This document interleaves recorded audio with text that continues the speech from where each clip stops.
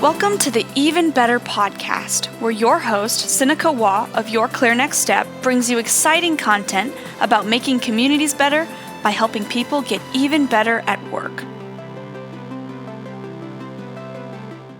Thank you for joining us today. This is another edition of the Even Better podcast. I am Sinikka Waugh, and this is part of our ongoing mission here at Your Clear Next Step to help us all have better workdays so that together we can co-create better communities.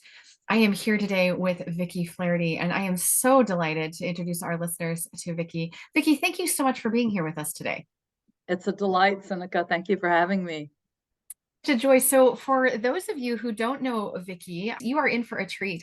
I have had the opportunity to meet Vicki. She is a connection through a connection, and it has been such a treasure to have these moments where I have spent time briefly in meetings and in email exchanges and in just these little snippets of time with Vicki, where every interaction that I've had with Vicki, I've had this sense that it's just me and Vicki. Like no one else matters. Like there's no one else in this moment. It's just the two of us. Or if we're in a meeting setting or a group setting with others of us, that the whole rest of the world has simply evaporated in that moment.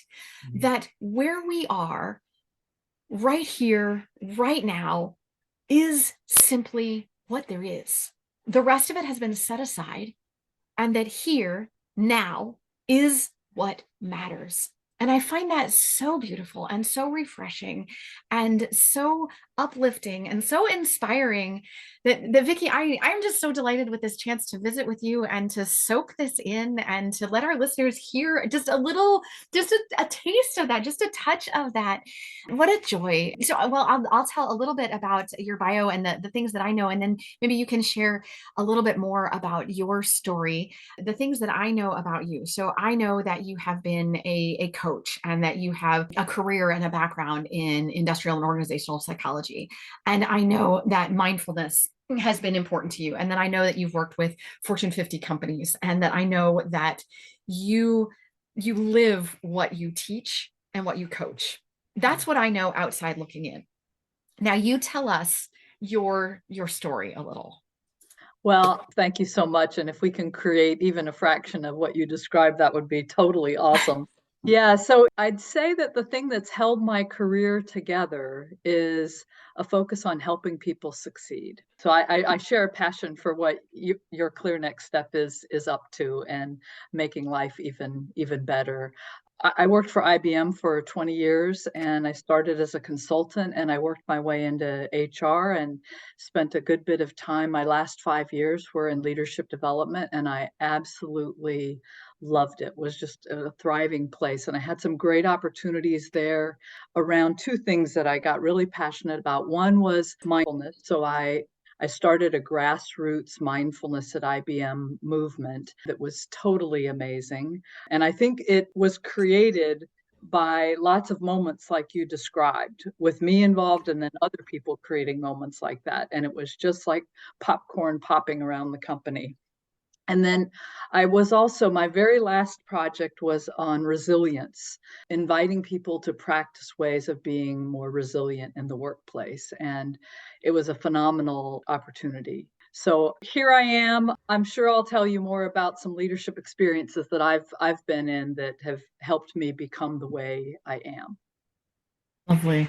So what we're going to talk about today is 4 ways to connect with others. So keeping true to your clear next step process of on this Even Better podcast, we tend to put things in lists, right? For our linear listeners, I am such a concrete sequential. It's hard to break away. But so we put things in this linear way that we can come back to 4 things or 5 things. And so we're going to talk about 4 ways to connect with others. And the thing that I have seen so beautifully manifest in you is this connectedness, right? This connection that you form with others. So I absolutely believe that you have some inside scoop on this. You've got a way. So we're going to talk about 4 ways to connect with others.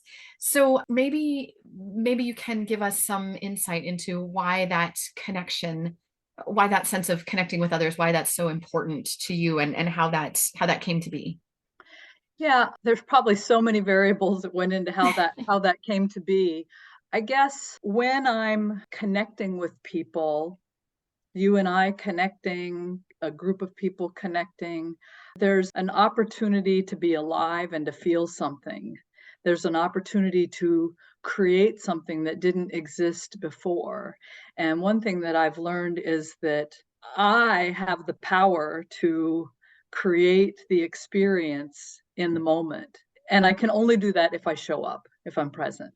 And so being here with you now, clearly, intentionally focused on creating something that didn't exist before from a positive place.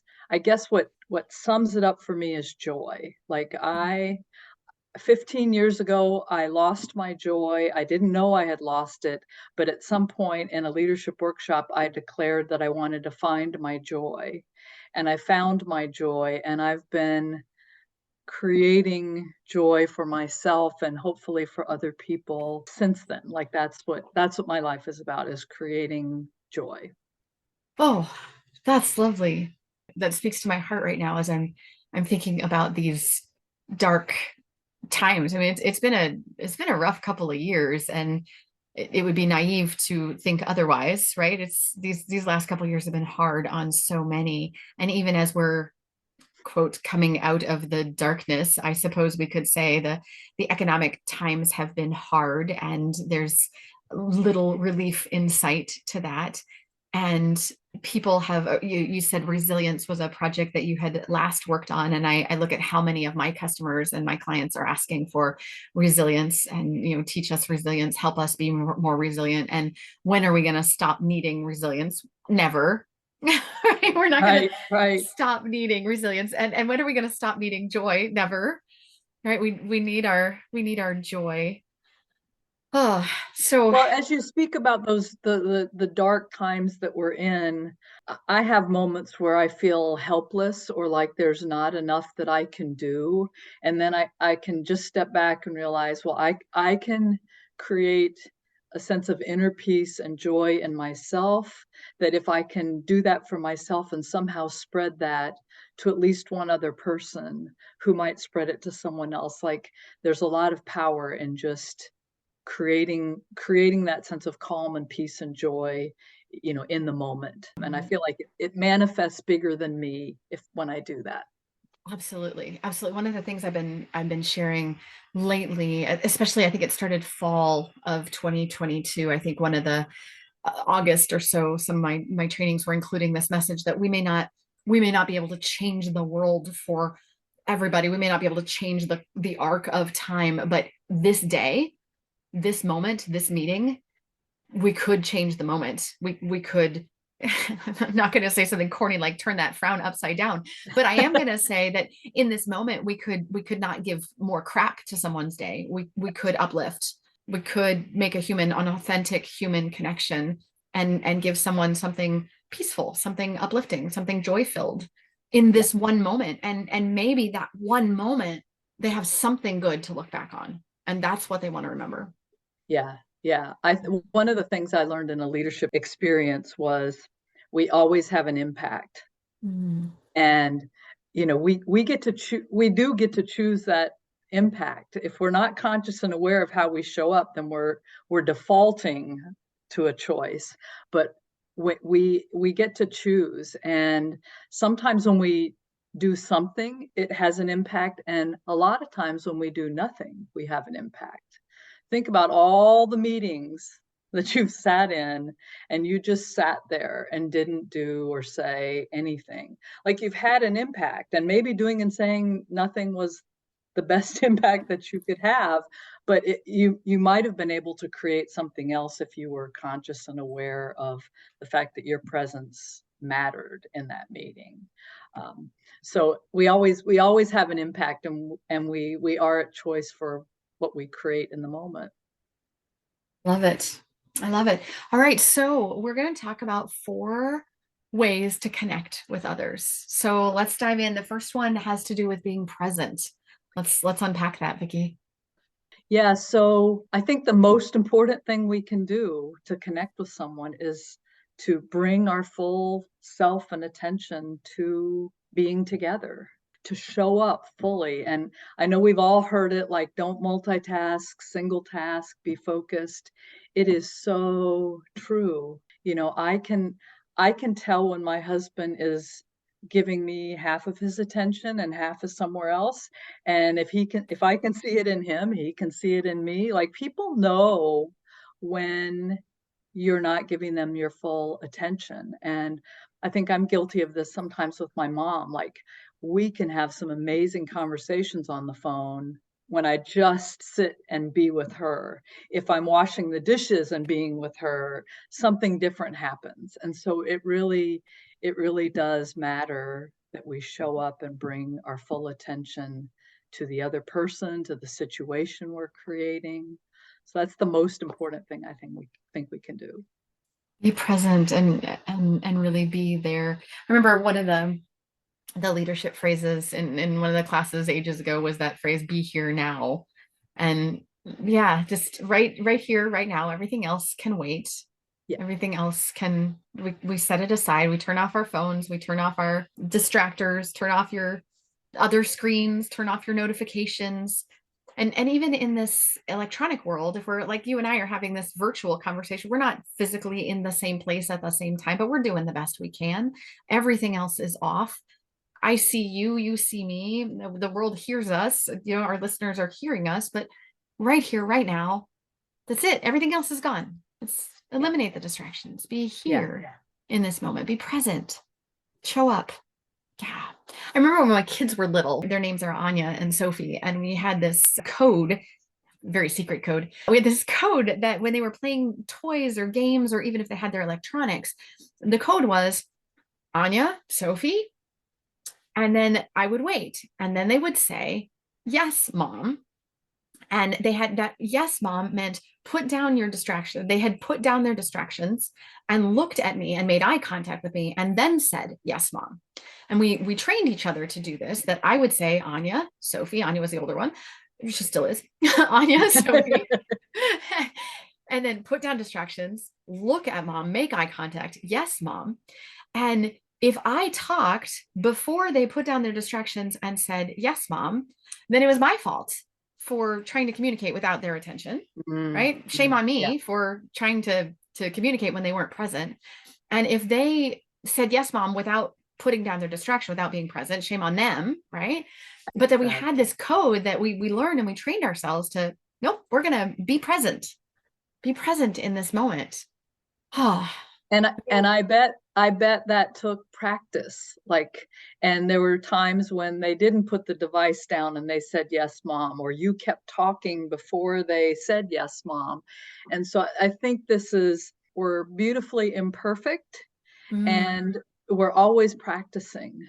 So I think one of the skills that I found really useful is when I catch myself being distracted, which we're going to be distracted, is noticing and then just taking a breath. It can be a big, deep breath, or it can just be a conscious attention to my breath. And that shifts our focus back to ourselves, and we can, redirect our attention where we want it to be.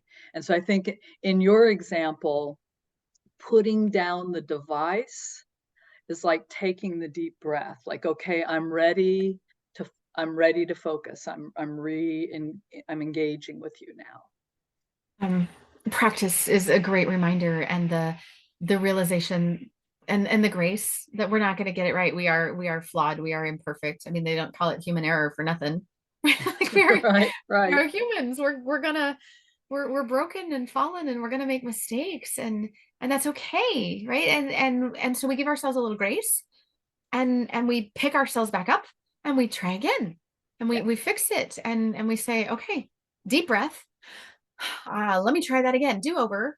Mulligan, can I try again here? I wasn't focused last time. Redirect. I wasn't present 10 seconds ago. Now I am present. Yeah. Now I am. And I think part of it comes from the mindfulness kind of in meditation, is bringing our attention back gently with kindness, right? That it's so easy to judge, well, I just screwed that up, or, I always do that wrong. But to not judge, to just say, okay, I did that. Let me bring myself back. And just this gentle, non-judgmental, kind way of being with ourselves. And I'm still practicing the art of that. Oh, kindness. Oh, kindness. And we can be, isn't it funny how we can be kind with others and somehow less kind with ourselves? I don't get it. And sometimes I catch myself like I've always been curious, like, why is the person that I love the most the person that I can be the meanest with, you know? Like conversations that I've had with my husband that it's like I wouldn't have that with my best friend. So it's just I think there is something, maybe there's a safety in being your imperfect human with the people that you love the most. I don't Mm. know. So let's move to number two, which is be intentional. Be Mm. intentional. Let's talk Mm. about this. So we're talking about 4 ways to connect with others. The first one is be present, show up. So we can't build connection if we're not there. The second one was be intentional. What does that mean? Intentional means being clear about what you want to be creating. So you and I were going to come together and we're going to create this podcast. And so before we got started, I really sat down with myself and said, okay, what do I want to create? I wanted to bring energy. I wanted to be authentic. I wanted to be helpful, and I want to have fun. So those were my intentions of what I wanted to be creating. Your listeners can judge whether we are creating that or not, but those are like my guideposts for, am I creating what I want? So as I'm engaging with you, is there energy? Is there authenticity? Is it helpful? Is it fun? So knowing what you want, you can constantly calibrate. Am I creating what I want? Am I creating what I want? Nope. That was a really negative thing. It really brought the energy down. So let me try this.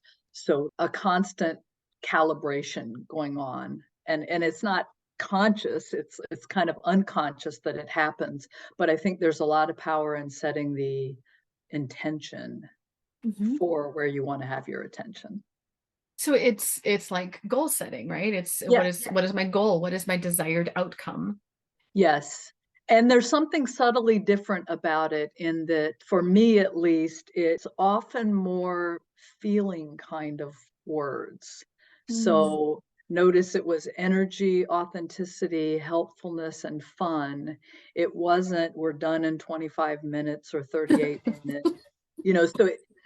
There's an element of feeling like I want to create an experience for myself, for you, for the listeners.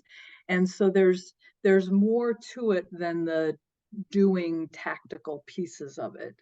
And so what I want is, it's a softer kind of a thing. I don't really know how to capture it effectively. I hear what you're saying. I'm giggling because I've recently spent some time reflecting on my strength finders, Mm. and so my achiever has been jumping out at me, and so of course I'm goal setting, and of course checking things off a list, and so I'm just chuckling with your, but it's not about getting X number of things done in X number of minutes. It's something else, and so I'm giggling at that, and but I hear what you're saying, and it's about a feeling. I wonder, is there also something that we should talk about here about mutual intentionality? Mm. It's probably not one-sided, right? It's probably not standing up in front of a group saying, I would like 4 friends who would like to be my 4 friends, right? Yes, when I go into a meeting, I have my own intentions for what I want to create for myself and how I want to show up. So, do I want to be calm? Do I want to be full of energy? Like, how do I want to show up? And then in the meeting, actually setting the stage for what we want to create together. And so, in most of the meetings that I would lead, we'd have a check in where we would just pause.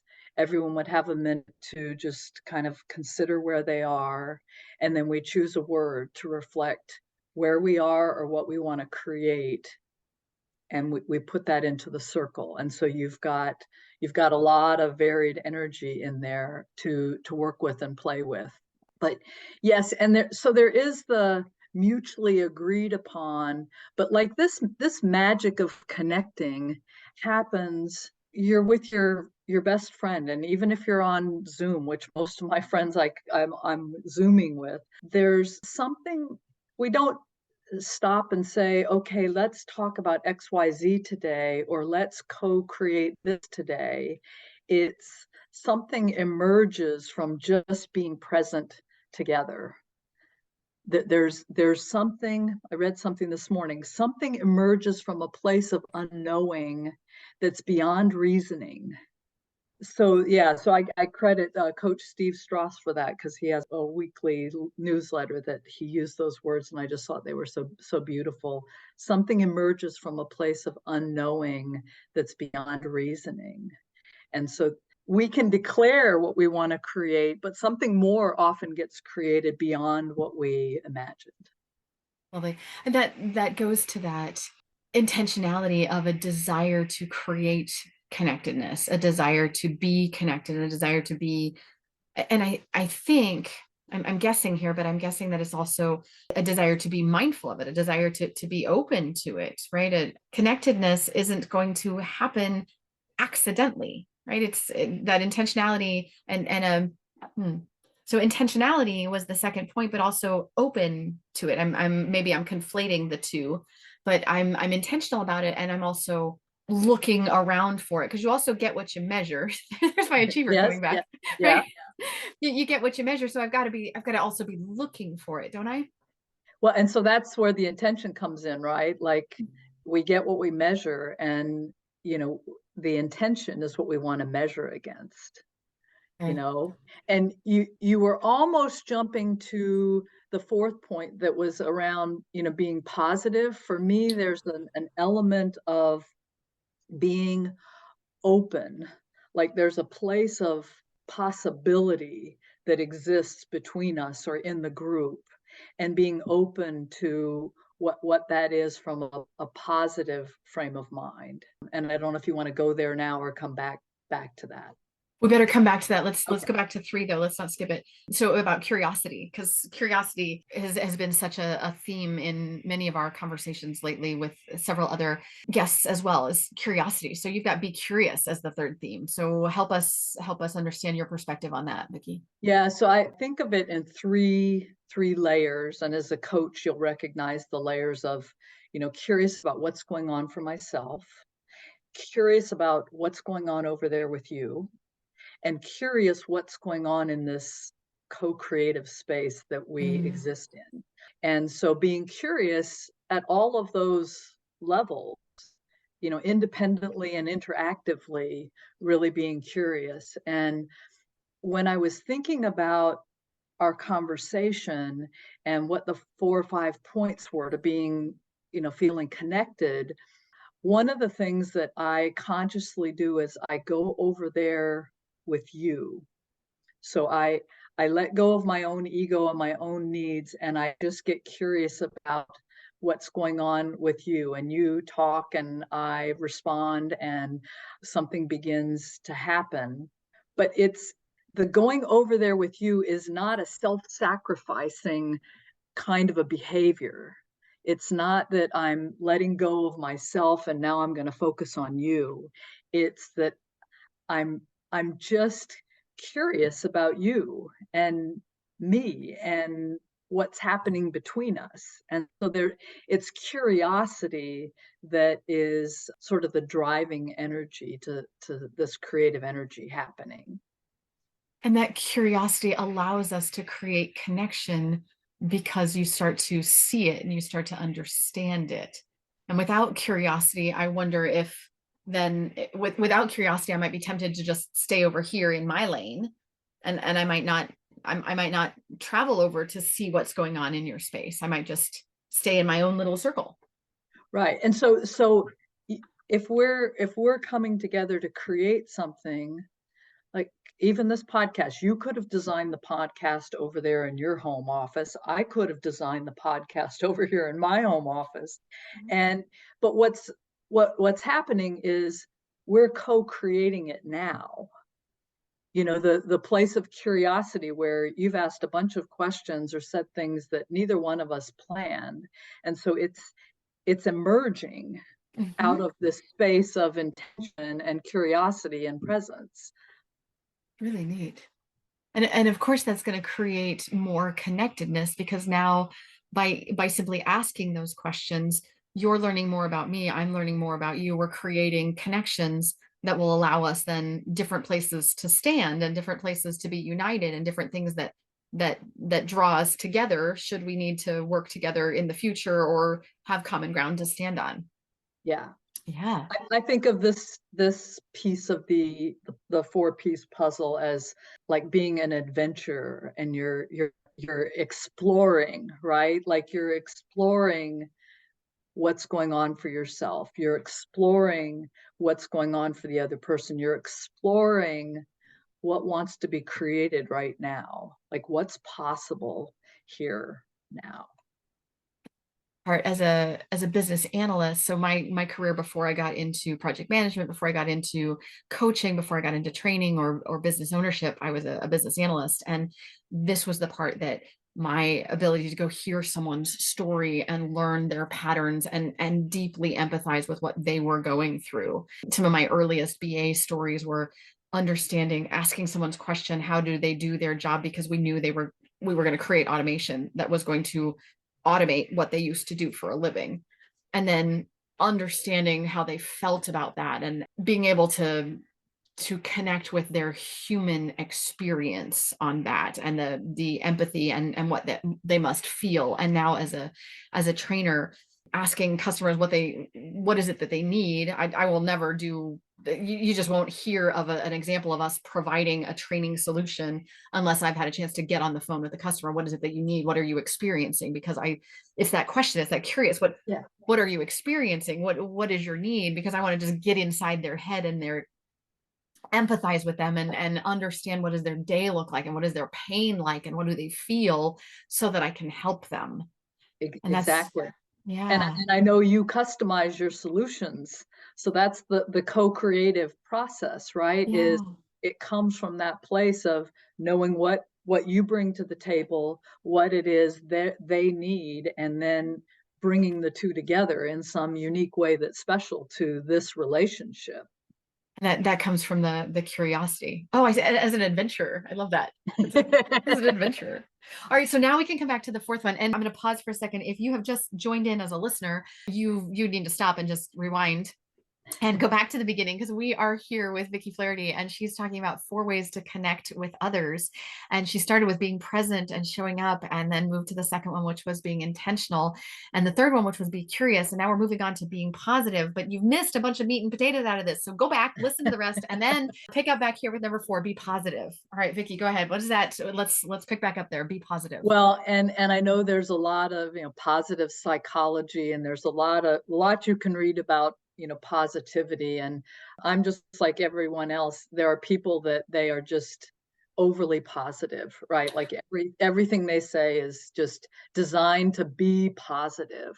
And so I'm not talking about just showing up with your rose-colored glasses and just being perky and happy.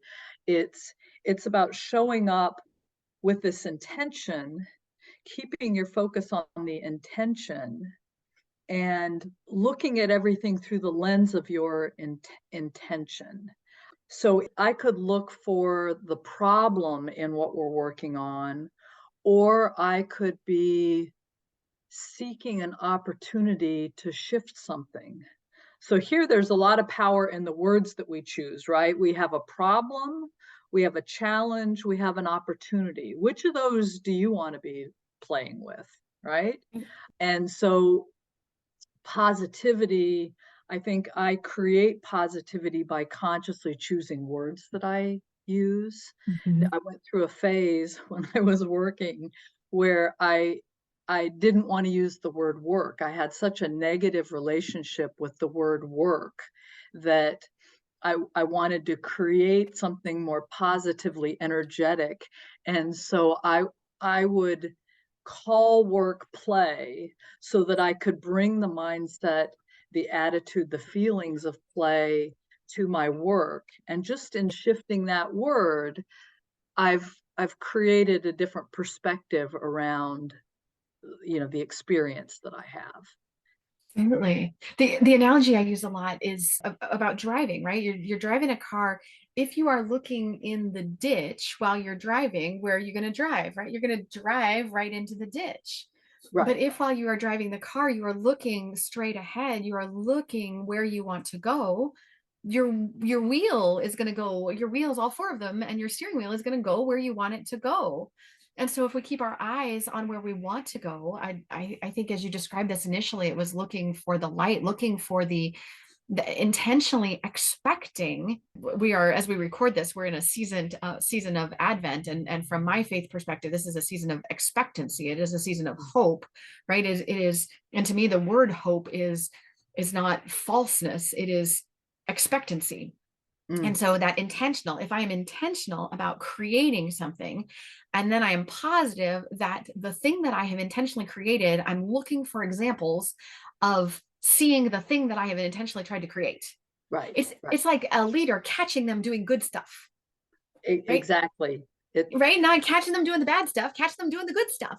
Right. The parent who focuses on the bad grade versus the good grades, right? Like it's, so we and here I come back to, we're always at choice for what we experience. And I prefer to experience positive, joyful energy. And so I focus on things that are joyful and positive versus the negative. And, not 100%, like there's a lot of deep, dark things happening in the world. So there's not every moment is that way, but it's about, being intentional and choosing and continuing to practice choosing, because we don't always choose what we want.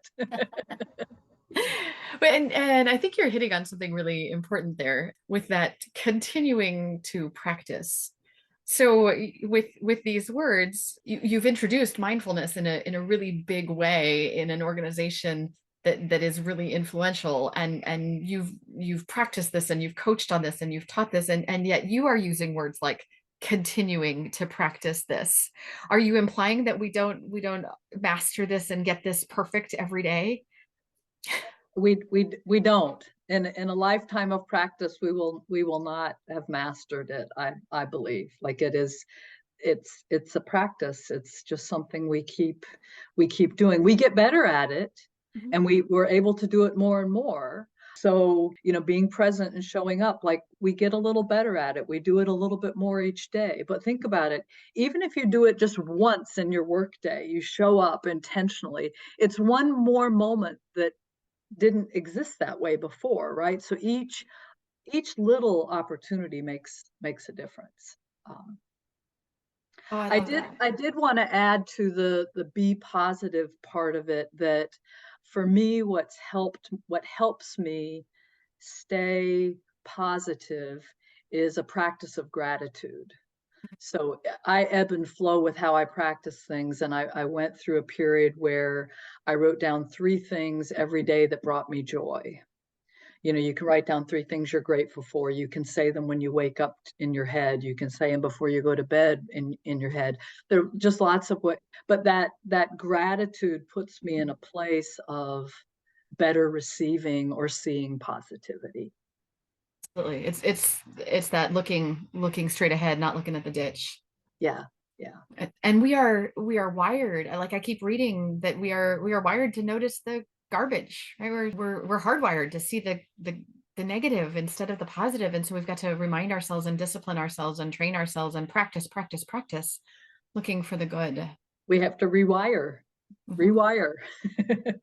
Hardwire ourselves. And rewiring happens through practice, like continually, working those neurons so that you're rewiring to be the way that you want to be, show up the way you want to show up.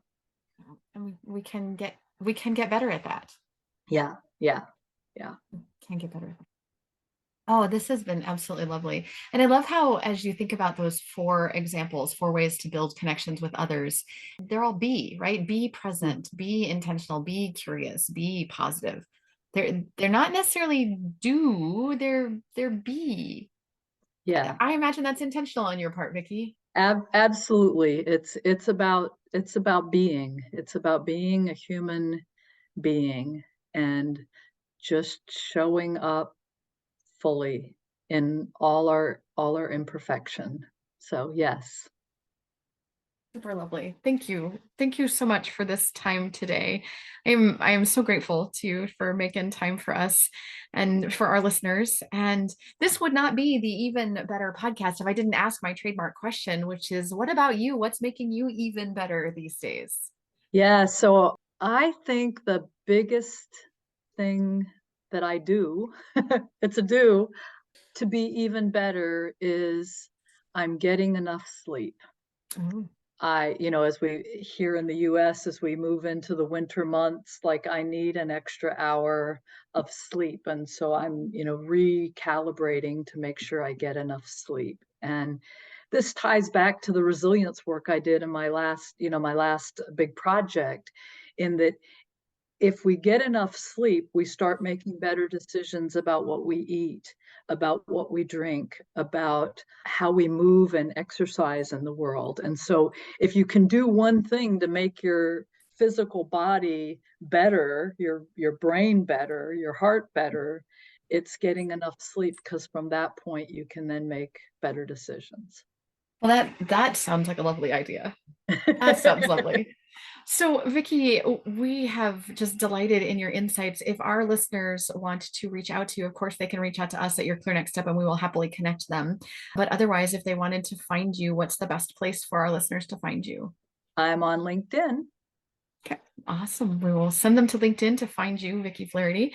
And if you are a listener and you have just joined in, now you're very late in the game. You need to go back and start at the beginning, because we've just delighted in hearing from Vicki Flaherty as she shares 4 ways to connect with others. Vicki, thank you so much for your time today. This has been a joy. Thank you so much, Sinikka. It's been a joy to be here. And for our listeners, thank you for listening in. And on behalf of all of us here at Your Clear Next Step, we hope the rest of your day is even better.